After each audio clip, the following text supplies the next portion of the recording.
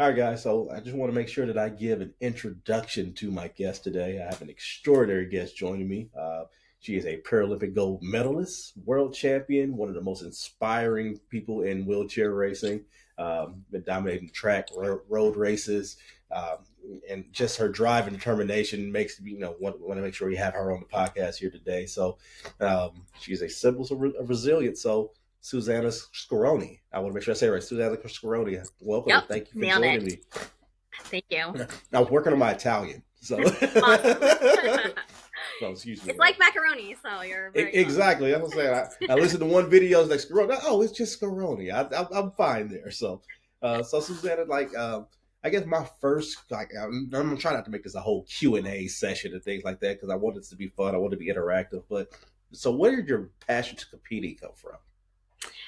That's a great question. So I think for me, and this may be similar for people that have disabilities, but also maybe anyone who's kind of like found something that they didn't know was for them, and then when they found it, it was just like kind of life shifting and life changing. And for me, that's sort of what my experience was because I was injured when I was 5, but I didn't ever notice anything like different for using a wheelchair because I'm a full-time wheelchair user. I really didn't notice a difference until I was trying to play basketball with my classmates in 3rd grade. And that was really the first time that I was like, whoa, there's something bad about having a wheelchair. I'm the slowest on the court. There was a rule that they had to pass me the ball once before we could score or we could like shoot a basket. And I felt like everyone had to wait for me. And I was just like, I'm never doing sports. Like, this is the one thing that my wheelchair is like keeping me from. And then like 1 year later, I learned about wheelchair basketball. And when I went to that first practice, like I will never forget how amazed I was that for the first time I was doing everything I'd wanted to do the year before. It wasn't that things were easier. It was that we were just focusing on basketball and everyone was in a wheelchair. So when we were dribbling, we were all just dribbling. We were all working on, stopping each other to get a pick and all of those things. And so I think I'll be honest with you, I've never really been like, I'm super competitive. I have to win against others. Like I want to crush everyone else. I've never been that way. I've always just been like, I love this feeling. I love getting to use my body at its like maximal capacity. And sport has been such a great like outlet for me for that. And thank goodness it's like translated to some success as well. But really, if I'm first or last place, like I am giving everything I have. And I love that. And that's the perfect thing, especially when it comes to just sport in general. Because when you talk to people, a lot of people are like, oh, I want to win, I want to do it at all costs. But sometimes it's just being one of the guys or being one of the girls, or you just want to just get out there and have fun with your people, and just and that actually opens up competing with a lot of people. I think a lot of people just feel like competition is just I have to win at all costs. But sometimes competition is just I just want to be out here and do it to the best of my ability. And if I happen to be great at it, then hell, that helps me. Oh yeah, for sure. Definitely not going to deny that part. I think I'm fortunate that I sort of had a pretty good phenotype for this sport and found out about wheelchair racing. Like both of those things are kind of like miraculous in some ways. Like especially para sports are not as well known as like the sports you can play at your local high school and those kind of things. And so I was fortunate that I grew up near an adaptive sports team. And in addition to that I actually have a pretty decent like predisposition to getting in a really tight fitting racing chair and actually enjoying being scrunched on my knees for 2 hours. Not everybody knows. I definitely could have asked that. I was watching videos and saying like, oh my God, I could. Like my wife, she's always my wife is 6'1", so she's always talking about her knees and things like that. Oh, she's like, yeah. I was like, I couldn't imagine just being scrunched on my knees for that long. So, she's like, that's the win there, just being scrunched on your knees for 2 hours. Oh yeah, for sure. So those things I had those going for me, and so yeah, you just have that like really nice like, oh, I'm getting better in this sport, and like I'm improving. So that I'm sure carries into like my love of it, but I've gotten last place in races and I still felt like I achieved like what I was going after, which was to get what my body had been training for out of it that day. So, Um, so with adaptive sports, because I went down a rabbit hole of learning and things like that. And so, did you have any early mentors? Because I know that you said you had a community and you grew up around a community that had a lot of adaptive sports. So did you have a mentor that kind of just took you to that next stage, and especially when it comes to wheelchair racing, when it came to time to compete, things like that. So did you have a mentor that kind of took you there? that's a great question. I did. And I would say that it was kind of it was the fact that in the town I grew up in near Spokane, Washington, there was a road race, a local road race. And at that road race, that was my real chance to see like adult wheelchair racers. So I started doing that race, I think, when I was 10. And then there was athletes from all over the world that would come in for that race. There were athletes at the University of Illinois and at the University of Arizona, which were kind of the two collegiate programs that we could look to if we wanted to take this sport out of high school. And so I was like, me and a couple of my teammates were like the kids that were like always like next to the other athletes. I know a lot of them now too, and they're like, yeah, you guys were just those annoying little girls that wouldn't leave us alone, kind of thing. And I think that I just loved knowing them. I loved seeing that they were carrying themselves so independently. They were so much faster than me, and I was just like, oh my gosh, that's amazing. They traveled there on their own. They had families, some of them, and I was just like, I probably took it for granted then, but I'm sure that I like clinged onto them because I wanted to be like them. And I think not every para athlete gets to see adult athletes in it or like professionals. And so to have that was huge for me, for sure. Hi, I'm Shane with Restore Hyper Wellness right here in Murphy, Texas. I'm proud to say we're partners with Grindhouse Sports Training just next door in Wiley.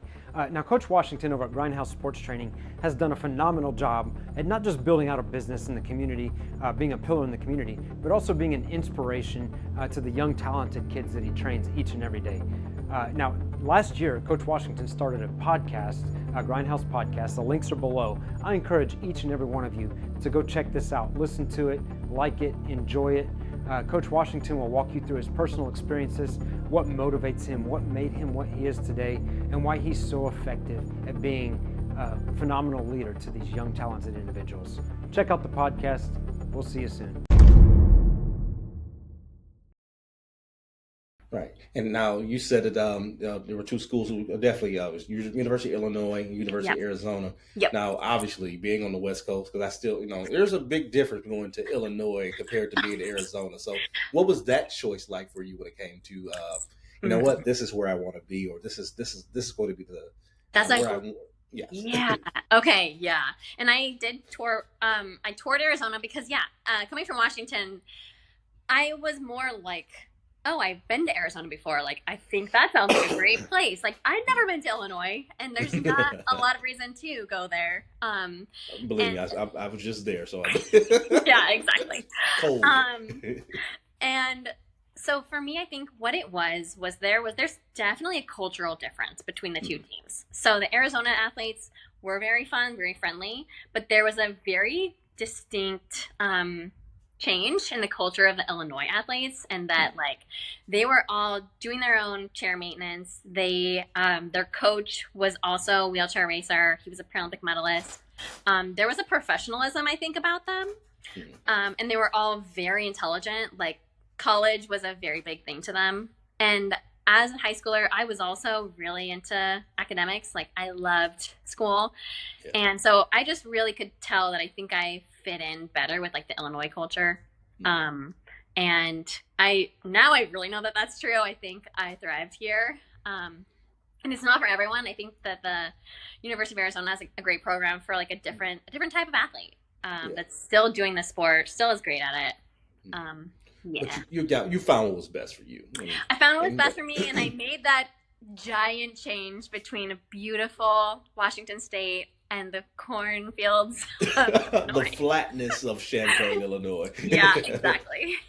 We were just there for a recruiting trip, and it was just like you could smell like I don't know if it was cows. I don't know what the Oh smell yeah. was when you pull into the city, but you can kind of smell the cows Oh when yeah. you There's pull a in. south wind. You Mhm. smell chickens or cows because those are where all the farms are.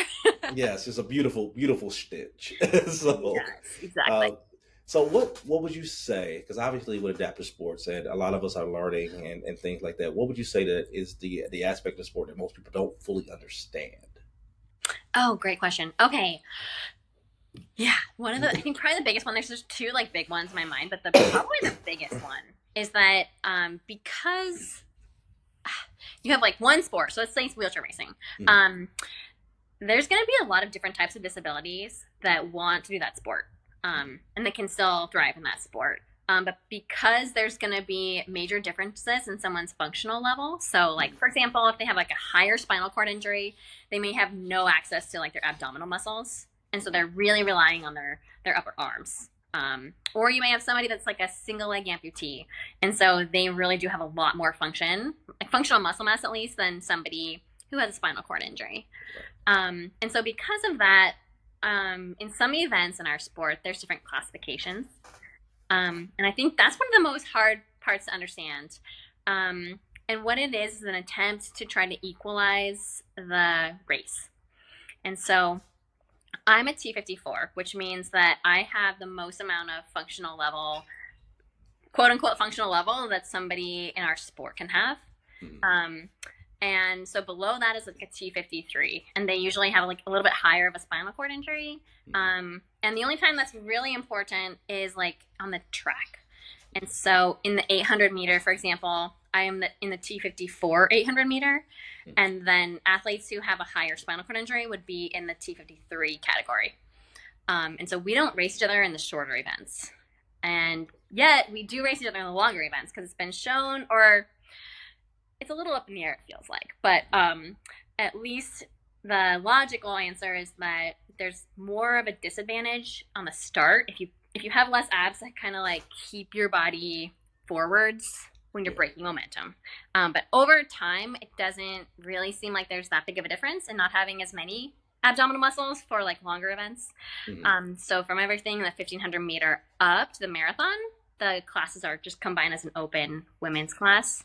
Um, so that's one of the things that's hard to understand, especially like if you're watching the Paralympic Games. There's like, okay, I'm watching javelin. There's like 5 different numbers in front of these athletes. Like I'm not quite sure what's going on. Sometimes you compete against each other, sometimes you don't. And it is an attempt to try to equalize the competition. Gotcha. Yeah.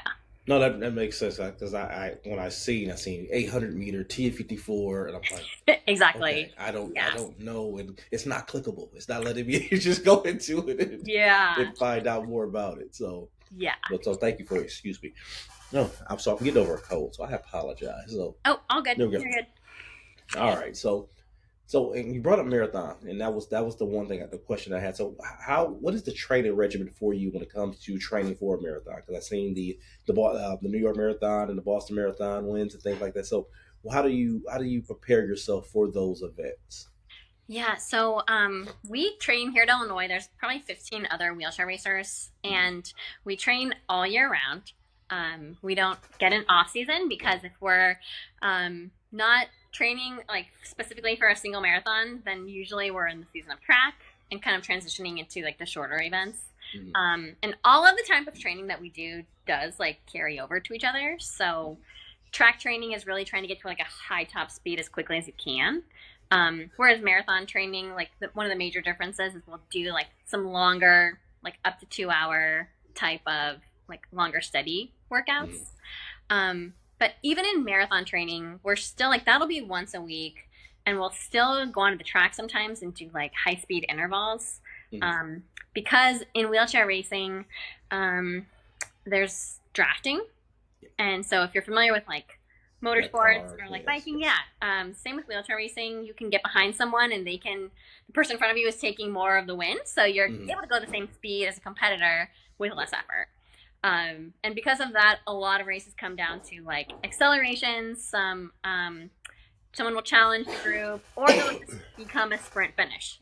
And Okay. so it's really important to be able to be part of them, like get up to the high speed when there's a sprint. So our training kind of facilitates that. So 6 days a week, we're either doing a longer steady workout with some accelerations, or we're doing 1,200-meter repeats on the track at like 80 to 85% effort, or a lot of ladders. But typically we're on the road for the marathon training probably 5 of the 6 days, and really just getting long efforts, working on drafting with each other, and also doing some attacks. My coach will have like, sometimes like he'll give us a route and then say like, here, here, and here, I want you to like to do like a 15-second excel.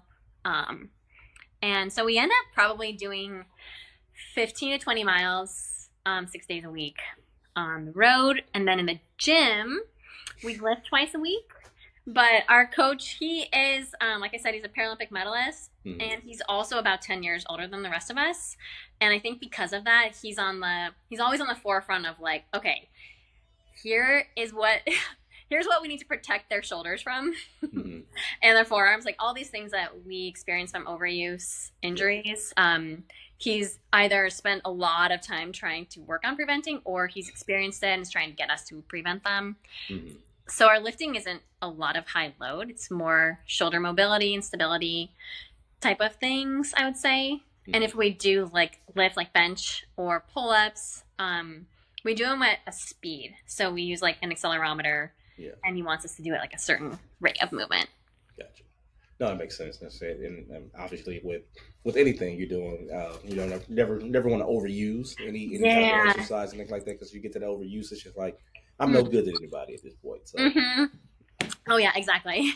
So I want to ask you about just a few things kind of that I kind of had questions about personally. So obviously dealing in the sports community, I deal with football a lot and things like that. My partner with Grindhouse Sports, he was a former University of Illinois athlete as well. So obviously I'm learning right now, and so when it comes to just the inclusion of adaptive sports in the sports community, what are some things that you feel like we need to kind of learn or know, or how can we help with advocating for adaptive sports and sports communities as a whole? Oh, that's a great question. I think part of the best way to include someone, so for example, in my experience, I was so fortunate there was a program nearby, and I had actually learned about it through the Shriners Hospital. So I think it's pretty common that people with disabilities will be a patient somewhere. And I really think that recruiting people from like medical facilities and some sort, whether it's rehab center or just a primary care doctor, so that people know that like adaptive sports exist. A lot of times people don't even know it's there. It's out there.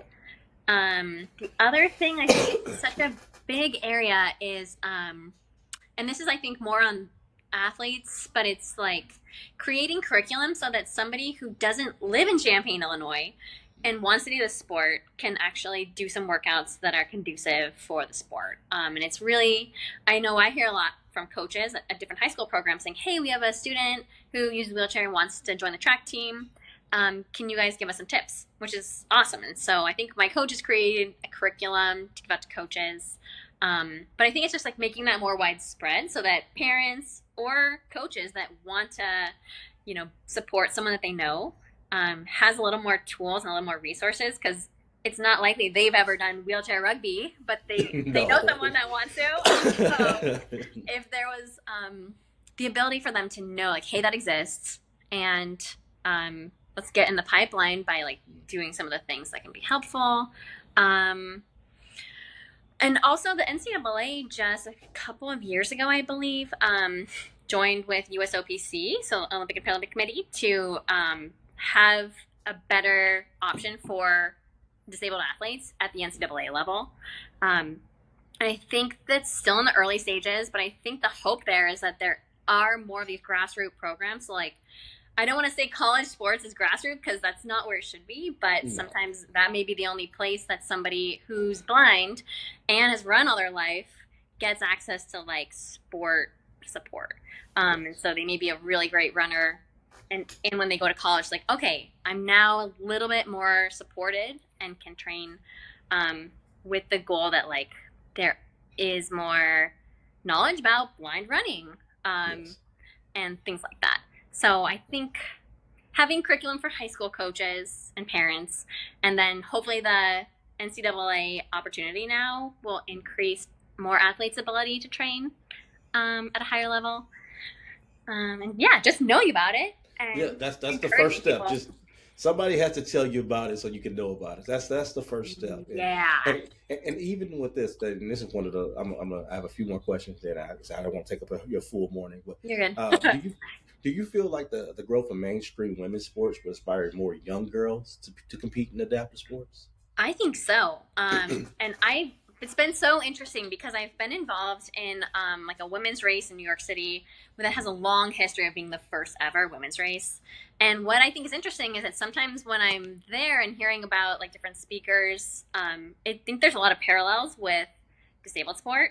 And I think because we are sort of in a culture where we're highlighting women in sports, I do think, and I've seen that there's a lot of young women athletes that are like rising to that because they're being really encouraged now. And it's another kind of one of those not minority, because being a woman is not a minority, but it just felt like it for a while. But having a disability and needing to advocate to be in sports has happened. So I'm so thankful that people advocated for me to be in a sport, but women also did the same thing. And so I think that you're just like, the work that both of those groups did has helped, I think, young women really see adaptive sports who have disabilities. And I get messages from parents and athletes regularly about, they saw me at the New York City Marathon or something, and so like they want to be involved in things. So I think you have more representation too. Yes. And not probably, I think I said young girls, because I was thinking of 6, 7, 8, and things like that. So I apologize. No, but, yeah. Because I definitely, because even with our training that we do, young athletes, we want to make sure that the young boys that we have come in at that young 5, 6 year old age, that when we have young girls come in at the same age, we want them to be able to compete and enjoy it, and think like they know that this is for you also. This is not just for boys in football, and this is about competing and learning your body and learning how to move and learning those things that are going to help you be able to do things at a high level. So those are the things that for us, it definitely inspires us to keep doing what we're doing. So last couple questions, personal questions. I want to know, so what do you do to unwind when you're not thinking about racing, you're not thinking about advocating, when you're just Susannah and I want to just unwind? What do you do to just unwind? Yeah, so there's kind of two different times of me needing to unwind. There's like the daily one, but then there's also like if I'm going to an important competition, that's one where I'm really trying to like, okay, I need to get into a different headspace while at this like marathon or at the Paralympic Games. And that's where I like to read. Honestly, I love to like get into like Lord of the Rings is what I'm reading now, because I had like the Paralympic Games since I was like, perfect time to start Lord of the Rings again. But I like fantasy books, and that helps me sort of like really get into a different mind space. If I'm at home, like on the regular day, I really like going outside for walks with my husband and our dog, and our cat actually comes along too. The cat walks. Okay, the cat doesn't run away. Oh yeah, you will walk with us for quite like pretty long walks. So things like getting outside, just like I think it's been so nice. Like when I finished grad school, because I was in college here for 10 years, and when I was finally done with grad school, just the ability to like, when my husband gets home from work, it's like, oh, we're kind of done for the day. Like I don't need to think about anything. Like there's no school assignments. I'm able to like still recover as an athlete because it's like habitual, but I don't have to think about it, and we can just like watch a movie or go out on a walk, cook dinner together. And those things are still, I feel like I'm in the honeymoon phase of like being done with grad school, where it's like, I still get to just cook dinner tonight. I don't have an assignment or like paper I need to work on. Yeah, exactly. There's nothing like that couch time sometimes. Yeah, just you, your partner, and that couch. Sometimes it's just the best feeling. Exactly. And like talking to my mom on the phone, that's another thing I do to unwind, is like talking to my mom more regularly, because Washington is not close to Illinois, so I don't get to see her nearly enough. But it is nice to connect and chat with her more too. That's good, because that family network is definitely important. So, oh yeah. So what do you got coming up that, when we can kind of find you at? What do you have coming up in the near Yeah. future? So my first race of 2025 will be the Tokyo Marathon, and that'll be I think March 3rd, and yeah, that'll be a good one. So that's the beginning of the Marathon Major series, Mhm. and there's 6 marathon majors. Actually, now there's 7. They just this year added Sydney Marathon in Australia. So what That's that a means lot of is fun. out of those 7 marathons, you have like obviously performing at any of those is a great thing on its own, but if you can also earn points based on how well you place, like in the top 5, and those points at the end of the series, like after all 7 marathons are done, there's an additional like prize purse for the top 3. So I'll kind of start the next year's series at Tokyo. Well, I will be paying more attention now because that, like I said, adaptive sports. You see it and things like that, and it's like I definitely, so knowing someone now that I'm rooting for you, Thank you. I know you're gonna do well. So, Suzanne, I want to thank you for coming and talking with me and teaching me, and then let me be able to learn. And I'm hoping that talking to you is going to inspire someone to get out and just be active. And I that's hope all so I want to too, do. because that is the goal and that's the reward too. So. All right. All right, guys. This is Susanna. So we're out.